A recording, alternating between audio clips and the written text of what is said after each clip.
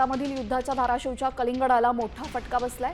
धाराशिवमध्ये शेतकऱ्याकडनं कलिंगड घ्यायला व्यापारी नकार देत आहेत, त्यामुळे तोडणीला आलेले कलिंगड शेतातच पडू नये ठरलेला व्यवहारही पूर्ण करायला व्यापारी नकार देत असून कलिंगड उत्पादक शेतकरी अडचणीत सापडले। एकीकडे युद्धाचा फटका तर दुसरीकडे अवकाळी पावसाची शक्यता असल्यानं शेतकरी दुहेरी संकटात आहे।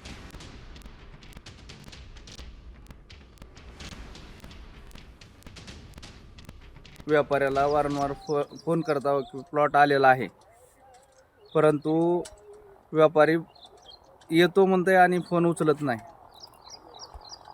एका व्यापाऱ्याने तर इसारा सुद्धा दिलेला आहे 9 रुपये 25 पैशाचा, परंतु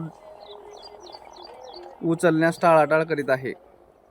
आज जवळपास 4000 कलमला 60 ते 70 हजार रुपये खर्च झालेला आहे। आता सध्या गारपिटीचं वातावरण आहे। गारपीट जर झाली तर आमचं पूर्ण नुकसान होणार आहे। आता त्याच्याकरता ही व्यापारी आणि शासनाचं आड सांगतात किंवा समजा युद्धाचा परिणाम किंवा समजा माल पुढं कटत नाही, मग ह्याचं काय नियोजन काय करायचं आम्ही आता।